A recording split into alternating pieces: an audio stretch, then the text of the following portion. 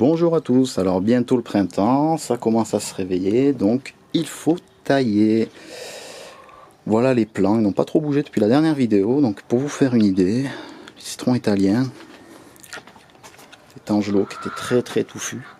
Donc j'ai éclairci tout ça, supprimé toutes les branches mal placées qui repoussaient vers l'intérieur. Comme là, ce citron italien, j'ai fait un sacré ménage, tout comme celui-là. Donc toujours penser à laisser un œil du bon côté. Là je veux que la branche elle aille par là. Si je voudrais voulu qu'elle aille à droite, à gauche, on choisit la coupe par rapport à la direction de la branche, enfin de l'œil qui reste. Donc on forme son arbre comme ça. Donc on continue. Voilà. Il y a eu des grosses coupes. Ici aussi j'ai coupé son centre. C'était très étouffé. Ce Satsuma aussi. Il y avait les branches qui retombaient totalement, ça ne servait à rien de les laisser, elles poussent vers le bas. Donc plutôt que ça fasse des virgules, on taille là où ça tient encore, ça va repousser. Donc les agrumes que j'ai sauvés, entre guillemets, citronnier de supermarché, le Satsuma de jardinerie. Donc lui, c'était un gros buisson, j'ai vraiment fait une sacrée razzia. Le yuzu a eu droit à une petite coupe, pas grand chose, mais il en avait besoin. Ici aussi, bon, les oranges. C'est beaucoup plus propre. Donc, toutes les branches qui partaient vers le haut, à ce niveau-là par exemple, je les ai retirées. C'est de laisser l'arbre continuer de se former.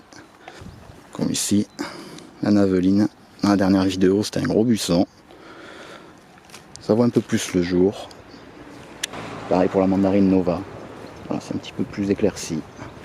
Le pamplemousse, j'ai tout récolté, donc ça fait vide. Il a été taillé aussi.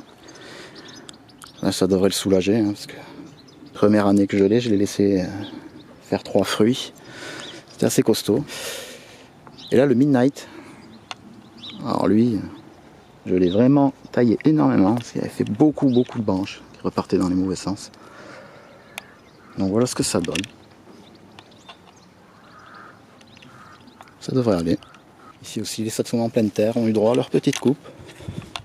Parce que les branches, en bout, elles tombent. Donc on va essayer d'avoir des branches qui se redressent.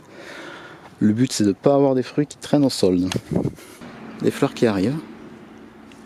Commencent à fleurir. Là, on a le Sanguinelli qui m'avait donné quelques fruits cette année. Donc pareil, lui, j'ai fait une petite razzia. C'était très rempli à ce niveau-là.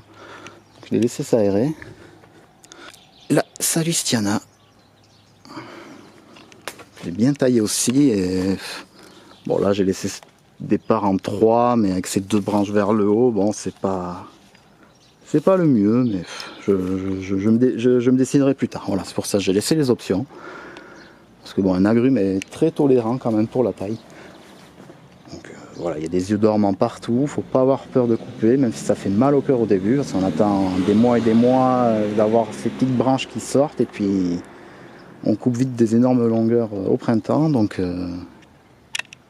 c'est vrai que ça peut faire mal au cœur, mais il ne faut pas hésiter, parce que il nous le rendra bien.